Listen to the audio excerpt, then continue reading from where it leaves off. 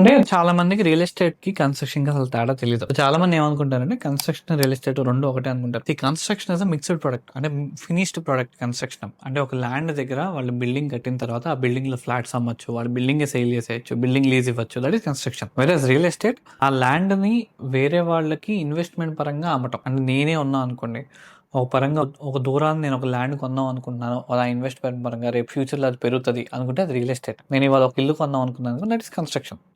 So real estate usually brands అన్ని అవి ఎలా ఉంటాయంటే they are built on emotions, they built on trust, they built as an investment factor.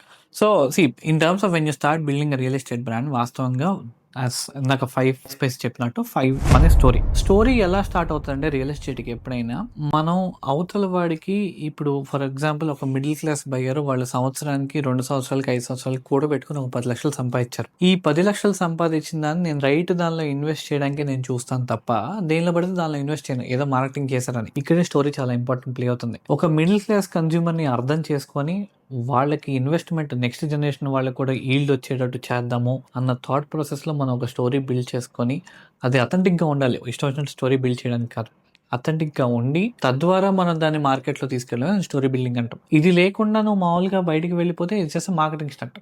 మామూలుగా వెళ్ళి marketing చేసుకోవడమే తప్ప ఒక స్టోరీ ఉండి మిమ్మల్ని నేను అర్థం చేసుకున్నాను, మనం అందరం కలిపి తీసుకెళ్దాం, ఇది మీకోసమే నేను తీసుకొచ్చాను, ఈ ఫ్యాక్టర్స్ ఎప్పుడైతే మనకి వినిపిస్తాయో that is the story is all about. Second is positioning. ఇలా నేను చెప్పినట్టు పొజిషనింగ్ ఉందనుకోండి, డిఫరెంట్ బ్రాండ్స్ డిఫరెంట్ గా పొజిషన్ చేసుకుంటాయి. అంటే కొంతమంది 1 ఎకర్ అమ్ముతారు, కొంతమంది 100 గజాలు అమ్ముతారు, 200 గజాలు అమ్ముతారు. పొజిషనింగ్ అనేది మన ప్రైస్ పట్టు ఉంటుంది రియల్ ఎస్టేట్లో.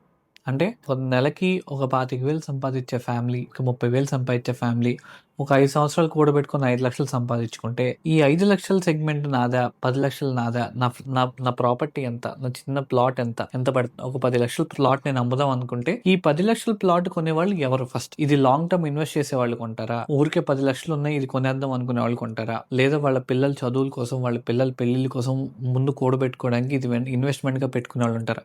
This is where positioning plays an important role. Real ఎస్టేట్లో పొజిషనింగ్ మిస్ అయ్యే 99% ఆఫ్ ద బ్రాండ్స్ ఫెయిల్ అవుతాయి. వాస్తవంగా ఈ ఒక్క చిన్న ఫ్యాక్టర్, మీరు ఎంత పెట్టి అమ్ముదాం అనుకుంటున్నారు, అది ఎవరు కొంటారు, ఈ 2 ఫ్యాక్టర్స్ మీరు ఫైనలైజ్ చేసుకుంటే పొజిషనింగ్ మీకు క్లియర్ అయిపోతుంది. ప్రీమియమా, అల్ట్రా ప్రీమియమా, affordable, economical, as said last. Third is identity. ఎప్పుడైతే మీరు అఫోర్డబుల్ సెగ్మెంట్ కి అమ్ముదాం అనుకుంటున్నారో ఐడెంటిటీ కూడా అంతే నీట్ గా క్లీన్ గా ఉండాలి. Identity is not just about logos and all these things. మీరు బ్రౌషర్స్ చూపించిన దాన్ని బట్టి ఉంటుంది, వాళ్ళు బ్రౌషర్ లుక్ అండ్ ఫీల్ దాన్ని బట్టి ఉంటుంది. ఎందుకంటే చిన్న ఫ్యాక్టర్స్ కన్సిస్టెన్సీ చాలా important. Real estate 95% of the brands fail అవుతాయి. ఎందుకు అంటే వాళ్ళు ఒక ప్రాజెక్ట్ అయిపోయిన తర్వాత ఇంకో ప్రాజెక్ట్ అబ్స్కాండ్ అవుతారు అన్న నమ్మకం అందరికీ లేదు. అంటే అందరికి ఆ భయం ఉంది. ఈ భయాన్ని మీరు పోగొట్టాలి అంటే ఫస్ట్ మీరు ఐడెంటిటీలో బాగా కన్సిస్టెన్సీ తీసుకురావాలి. మీరు ఎవరు, మీరు ఎలా చెప్దాం అనుకున్నారు, మీరు ఎంత పెద్దవాళ్ళు, ఏం ప్రాజెక్ట్స్ చేశారు, ఒకవేళ ఫస్ట్ ప్రాజెక్టే చేస్తుంటే మీ నెక్స్ట్ ప్రాజెక్ట్స్ ఏంటి, ఇవన్నీ మీరు చెప్పడం వల్ల కస్టమర్కి ఆటోమేటిక్గా ట్రస్ట్ పెరుగుతుంది. ఇవన్నీ ఐడెంటిటీలో క్రియేట్ చేసుకుంటూ రావాలి మనం. మీరు సైట్కి తీసుకెళ్ళే హోర్డింగ్స్ కావచ్చు, చిన్న విజువల్ ఫ్యాక్టర్స్ కావచ్చు, ప్రతి ఒక్కటి ఐడెంటిటీ అనేది చాలా ఇంపార్టెంట్ రియల్ ఎస్టేట్లో. Fourth is communication. ఎప్పుడైతే మీ పర్టికులర్ సెగ్మెంట్ ఆఫ్ ఆడియన్స్ ఒక అఫోర్డబుల్ ఫ్యామిలీ మన దగ్గరికి వచ్చి ఇన్వెస్ట్మెంట్ గా కొనాలనుకుంటున్నారో, మీ కమ్యూనికేషన్ కూడా అదే విధంగా ఉండాలి. కమ్యూనికేషన్ మారింది అంటే కనుక చాలా కష్టం. ఎందుకంటే మనం అనుకున్న సెగ్మెంట్ ఒకటి అయింది, ప్లస్ మనకు వచ్చే వాళ్ళు వేరే వాళ్ళు అవుతున్నారంటే మన కమ్యూనికేషన్లో తప్పు ఉంటుంది. సో అందుకనే సేల్స్ టీమ్కి వాళ్ళకి చాలా ప్రాబ్లం ఫేస్ చేస్తారు. ఇది మీరు కూర్చొని ఫైనలైజ్ చేసుకోవాలి.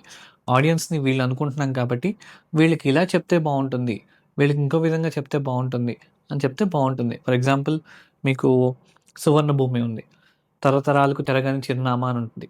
So it's exclusively targeting middle class consumers for an investment seek pattern. ఇది మీరు అర్థం చేసుకోవాలి. వేరే కంపెనీ ఉంటుంది, ఇల్లంటే మీలాగే మాకు ఎంత దైవం లాంటిది, అలాంటిది మీకు ఒకటి ఇద్దాం అనుకుంటున్నాము. సో ఇవన్నీ ఏంటి అంటే this is communication which is very important in construction real estate industry. Experience చాలామంది చేస్తున్నారు, బట్ స్టిల్ మీరు కూడా డిఫరెంట్గా చేయాలి అంటే ఎక్స్పీరియన్స్. కస్టమర్ వచ్చిన తర్వాత వాళ్ళని రిసీవ్ చేసుకునే విధానం దగ్గర నుంచి వాళ్ళని సైట్ దగ్గర తీసుకెళ్లే విధానం కావచ్చు.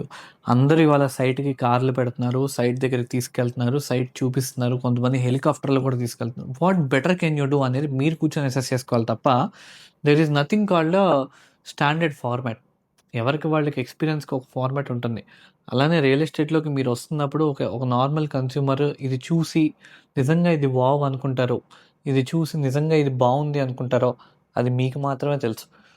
అటువంటి ఎక్స్‌పీరియన్స్ ఒకటి మీరు పెట్టుకుంటే కానీ, మీరు కస్టమర్‌ని విన్ అవ్వలేరు. ఇంత కాంపిటీటివ్ మార్కెట్‌లో. And one last thing, one very important thing is real estate is not built by branding or marketing. It is built by trust. కస్టమర్‌కి నమ్మకం ఉంటేనే డబ్బులు ఇన్వెస్ట్ చేస్తారు ఎప్పుడైనా సరే. మనీ ఎవరికీ ఊరికే రావు.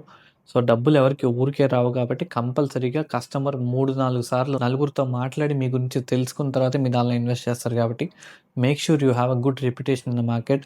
Make sure you build a brand that is very consistent in the market.